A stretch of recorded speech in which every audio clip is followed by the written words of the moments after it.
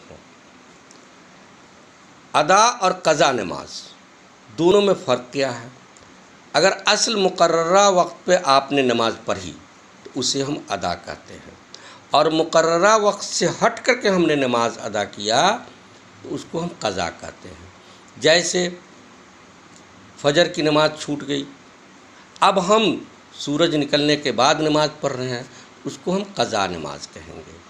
قضا نماز کیسے پڑھنا ہے؟ ہم کو جس دن اور جس وقت کی نماز ہم نے پڑھی ہے، ہم کو پڑھنی ہے، تو ہم کو اس کی نیت کرنا ہے۔ جیسے کل کی فجر چھوٹ گئی، اب اس کو ہم آج ادا کر رہے ہیں، تو ہم کو نیت میں دل سے یہ سوچنا پڑے گا، ارادہ کرنا پڑے گا کہ کل کے فجر کی نماز 2 رکعت کی میں نیت کرتا ہوں۔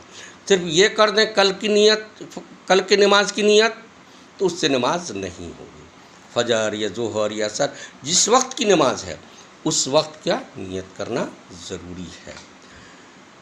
اب ایک آدمی وہ ہے جس کی بہت ساری نمازیں چھوٹ گئی، اس کو دھیان نہیں ہے کون کتنی نمازیں چھوٹی، تو اس کو اس طریقے سے نیت کرنی چاہیے، ارادہ کرنی چاہیے، دل میں ارادہ کرنا چاہیے کہ اللہ میں نیت کرتا ہوں یا کرتی ہوں پہلی فجر کی چھوٹی ہوئی نماز کی جب قضا کرے تو، یا دوسری یا تیسری، یا ظہر کا ہے تو پہلی دوسری تیسری جس کی نماز پڑھے، اس لیے اس کو معلوم نہیں ہے کہ ہماری کتنی نمازیں چھوٹ گئی، تو اس طریقے سے اس کو نیت کرنی ہے۔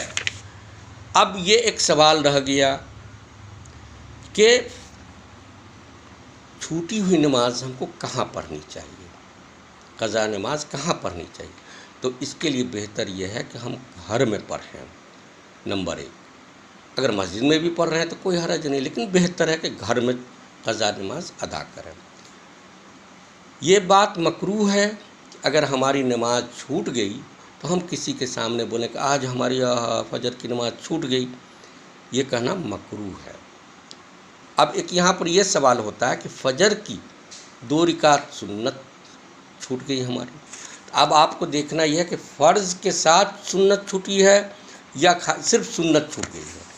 اگر صرف سنت آپ کی چھوٹ گئی ہے تو اس کی کوئی قضا نہیں ہے، لیکن فرض بھی چھوٹ گئی اور سنت بھی چھوٹ گئی، تو اس دن اگر آپ ادا کر رہے ہیں تو زوال سے پہلے تو آپ کو سنت بھی ادا کرنا ہے، اور اگر اس دن نہیں ادا کر رہے ہیں یا اسی دن ادا کر رہے ہیں زوال کے بعد، تو اب آپ کو سنت کا قضا کرنا ضروری نہیں ہے۔